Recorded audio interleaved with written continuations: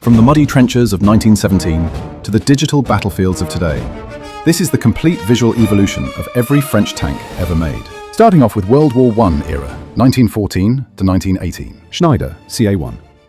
This was the very first tank designed by the French. It had a boxy body and a short gun that often struggled with rough terrain, Saint-Chamond. This design had a very long nose that made it prone to getting stuck. It carried a powerful 75mm gun, but lacked good mobility. FCM-1A. This was a heavy prototype that paved the way for even larger designs. It was well armed for its time, but never saw real combat. Renault FT. This design changed everything.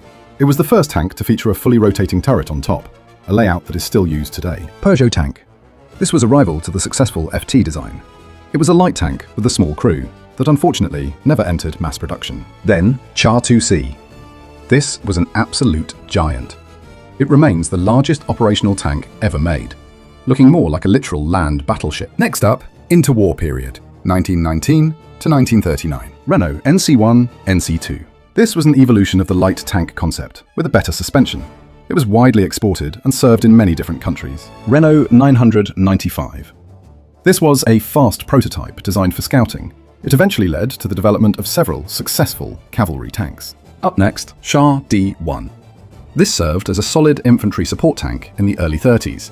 It was slow, but had decent armor for that era. AMR 33. This was built for speed. It was a light scout tank, meant to keep up with fast-moving cavalry units across the battlefield. AMC 34. This was designed for combat roles within the cavalry. It had a bit more firepower than the scouting versions, but had a short career. Char B1. This was a heavy hitter, with a 75mm gun in the hull.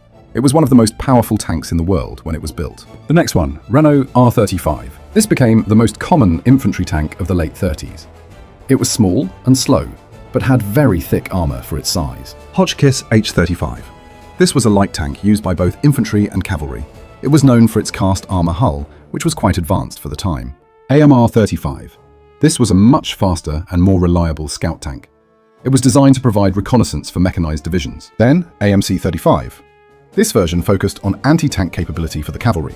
It featured a better gun and a two-man turret for better efficiency. Then FCM-36.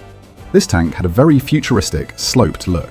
It was built with welded armor plates, which was quite innovative in 1936. Somua AC-3.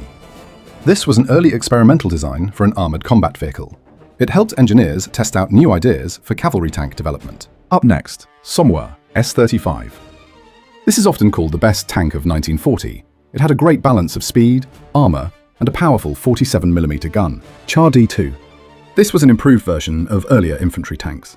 It had thicker armor and a better turret, but suffered from mechanical issues. Batignolles-Châtillon DP2. This was an experimental light tank project. It tested out a new type of suspension, but never made it to the assembly line. Now this is the Char B1 bis. This upgraded beast was a nightmare for enemy crews in 1940. It was nearly impossible to pierce its armor from the front. AMX-38. This was a prototype for a light tank that focused on improved protection. It used angular, faceted armor plates rather than rounded shapes. Hotchkiss H39. This was an upgraded version of the earlier light tanks. It had a more powerful engine and a longer, more effective gun. Next, Char G1P. This was part of a project to create a modern medium tank. It featured a high-tech design for its time, but the war stopped its progress. Renault R40. This was an update to the infantry tank series with a new suspension. It was meant to handle rough terrain much better than its predecessor, Somua S40. This was intended to be the successor to the famous S35. It featured a simpler hull design and improved production methods. Up next, Char B1Ter. This was the final planned evolution of the heavy tank series. It had even thicker armor and extra room for a fifth crew member. Up next, AMX-40. This experimental tank had a very strange, rounded shape. It looked almost like a duck and was designed to deflect incoming fire with ease. Continuing with late World War II and immediate post-war, 1944 to 1950. ARL-44. This was the first heavy tank built after the liberation. It looked a bit old-fashioned, but carried a very powerful 90mm gun. Next, AMX M4. This was an early design for a post-war heavy tank. It was meant to compete with the heavy armor developed by the Soviet Union.